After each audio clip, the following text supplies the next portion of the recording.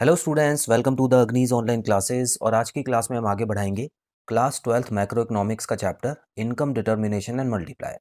सो students, आज की class में हम डायग्रामेटिक प्रेजेंटेशन ऑफ मल्टीप्लायर करने वाले हैं, जो कि इस चैप्टर का लास्ट टॉपिक है। इसके बाद ये चैप्टर खत्म हो जाएगा। हाँ, कुछ न्यूमेरिकल्स होंगे स्टूडेंट्स, जो कि मैं इसके बाद प्रैक्टिस क्वेश्चंस में कराऊंगा। सो यहाँ पर आज की क्लास में आपको मल्टीप्लायर का डायग्राम कैसे बनाया जाता है वो समझाऊंगा स्टूडेंट्स। इंपॉर्टेंट क्वेश्चन है, कभी कभी एग्जाम में आ जाता है, तो ये भी आपको पता होना चाहिए। और कुछ मुश्किल नहीं है, बड़ा ही सिंपल है। तो आइए देखते हैं।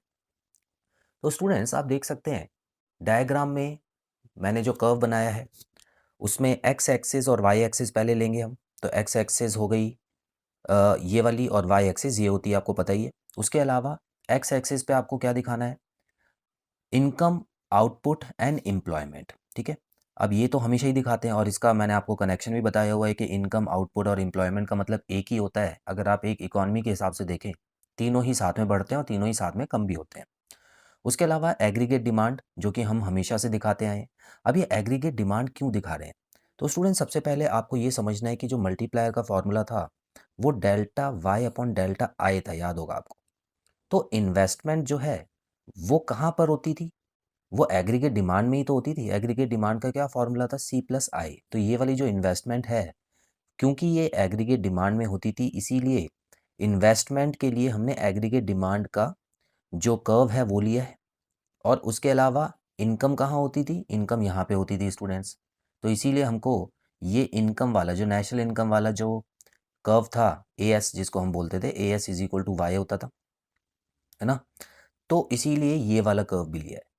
तो ये एडी का कर्व जो है वो इन्वेस्टमेंट का हो गया, और जो एएस का कर्व हो गया वो वाई का हो गया। तो इन दोनों को कॉम्बिनेशन को ही हम मल्टीप्लायर बोलते हैं। तो ये भी बिल्कुल सेम तरीके से हो जाएगा। तो इतना क्लियर है पहले। अच्छा, अब करना क्या है? बड़ा ही सिंपल सा फंडा है। हम इसमें इन्वेस्टमेंट करेंगे सबसे पहले, और जिसकी वजह से नया इक्विलिब्रियम तैयार होगा और आपकी नई इनकम तैयार होगी। लेकिन हमेशा आप देखिएगा इसमें कि जब इन्वेस्टमेंट बढ़ेगी जितने अमाउंट से, उससे कई गुना जो है वो वाई बढ़ता हुआ नजर आएगा। अब कैसे? देखिए स्टूडेंट्स, आपको इतना तो पता ही है कि 45 डिग्री की लाइन हो गई, ये तो आप खींच ही लेंगे। उसके अलावा कंजम्पशन और इन्वेस्टमेंट का कर्व, मतलब एडी का कर्व थोड़ा ऊपर से शुरू होता है और ये इसको इंटरसेक्ट करते हुए आगे की तरफ निकलता है। इतना तो हमने पहले ही सीखा हुआ है। अब यहाँ पर जो इक्विलिब्रियम पॉइंट होता है वो ई होता है। मतलब पहले इक्विलिब्रियम ये थी, और इनकम जो थी वो ओ वाई पे ऑपरेट कर रही थी, मतलब इनकम यहाँ पर थी। लेकिन हुआ क्या स्टूडेंट्स? इन्वेस्टमेंट बढ़ाया गया।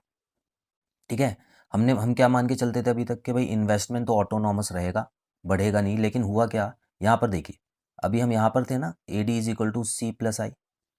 अब जिसकी वजह से इन्वेस्टमेंट बढ़ गया, तो इसका मतलब मान लेते हैं कि वो जो चेंज इन इन्वेस्टमेंट था वो डेल्टा आई था। लिख सकते हैं ना इसको। देखिए, सी प्लस आई तो पहले का ही हो गया, लेकिन जो इन्वेस्टमेंट और बढ़ी है वो डेल्टा आई हो गई, जिसकी वजह से ये जो कर्व है वो नया बन गया और ए डी वन बन गया। अब इन्वेस्टमेंट हमने बढ़ाई है, तो जाहिर सी बात है जो कर्व होगा वो ऊपर की तरफ खिसकेगा। तो ये लीजिए, ऊपर की तरफ ये कर्व आ गया है, जिसकी वजह से स्टूडेंट्स यहाँ पर जो इक्विलिब्रियम है वो शिफ्ट हो गया है। देखिए, पहले ई पे था, अब एफ पे पहुंच गया। क्यों? कौन सी लाइन को काटना होता है?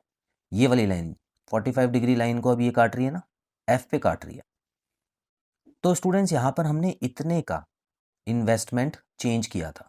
ठीक है, इन्वेस्टमेंट जो इन दोनों के बीच में, इन दोनों कर्व के बीच में जो फ़र्क है वो इन्वेस्टमेंट का ही तो है, क्योंकि यही बढ़ाई है हमने। तो इन्वेस्टमेंट तो इतने का खर्च हुआ। उसके अलावा यहाँ पर देखिए, नया पॉइंट कहाँ बन गया? एफ पे बन गया। अब इसको आप नीचे ले आइए, क्योंकि हमको इनकम पता करनी है ना। इन्वेस्टमेंट से इनकम कितनी बढ़ी? तो ये आ गया ओ वाई वन। तो यहाँ वाई वन जो है स्टूडेंट्स, ये नई इनकम हो गई है। तो पुरानी इनकम इतनी थी, नई इनकम इतनी हो गई है, तो चेंज इन इनकम कितना हो गया? इतना हो गया। अब आप खुद ही गैप देखिए स्टूडेंट्स, ये जो डेल्टा आई का गैप है और डेल्टा वाई का गैप देखिए, इनकम ज़्यादा अमाउंट से बढ़ी है ना, ये थोड़ा सा ज़्यादा चौड़ा लग रहा है और ये थोड़ा पतला लग रहा है। तो ऐसे में स्टूडेंट्स हम ये मान के चलते हैं कि इनकम कई गुना बढ़ी है यहाँ पर। हालांकि इतने अच्छे से शो नहीं हो रहा, लेकिन आप अगर इसको जब आप बनाएंगे, रियल डायग्राम्स जब देखेंगे, तो उसमें थोड़ा सा और ये अमाउंट बढ़ा हुआ नज़र आएगा। लेकिन फिलहाल डबल तो लग ही रहा है। तो स्टूडेंट्स, यही है बस इसमें। तो शुरुआत आपको क्या करनी है? इन्वेस्टमेंट बढ़ा के और इनकम तो अपने आप ही बढ़ती हुई आपको नज़र आ जाएगी। ये हो गया डायग्रामेटिक प्रेजेंटेशन ऑफ मल्टीप्लायर। ठीक है, बस आपको इसको थोड़ा एक्सप्लेन कर देना है, क्योंकि एग्जाम में कोई भी डायग्राम आपको ऐसे ही नहीं बनाना, कुछ एक्सप्लेन भी करना है उसके बारे में। तो स्टूडेंट्स, सबसे पहला पॉइंट आप क्या लिखेंगे इसमें? Income is taken on X axis and aggregate demand on Y axis. तो हमको पता ही है ये बात। उसके अलावा initial equilibrium is determined at point E. तो पहला इक्विलिब्रियम कहाँ पे था स्टूडेंट्स? पॉइंट ई पे था। ठीक है, ये लीजिए, थोड़ा सा एक छोटा सा डायग्राम यहाँ बना देता हूँ ताकि आपको याद आता रहे। ये है point E. Here equilibrium income is O Y. तो जब हमने यहाँ पे नीचे देखा था तो यहाँ ओ था, यहाँ वाई था।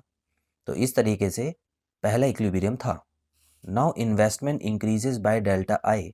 अब हमने क्या देखा स्टूडेंट्स? जो इन्वेस्टमेंट है वो बढ़ जाती है, और कितने से बढ़ती है? डेल्टा आई से।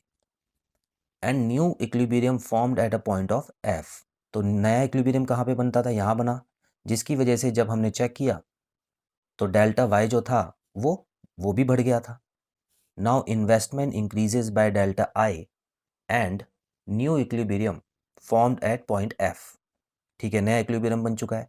और यहाँ पे इक्विलिब्रियम इनकम कितनी है स्टूडेंट्स? ओ वाई वन। चलिए, तो इसका मतलब एक चीज़ क्लियर हो गई डायग्राम से भी कि here it is clear that initial increase in investment leads to increase in income by a greater value। तो जब आप इन्वेस्टमेंट इंक्रीज करेंगे उसकी वजह से नेशनल इनकम बढ़ेगी, और नेशनल इनकम कई गुना ज़्यादा बढ़ेगी जितनी आपने इन्वेस्टमेंट बढ़ाई थी। तो स्टूडेंट्स, आई होप आज का टॉपिक क्लियर है। सो आज की क्लास में इतना ही। बहुत जल्द मिलते हैं अगली क्लास में नए टॉपिक के साथ। Till then, bye bye.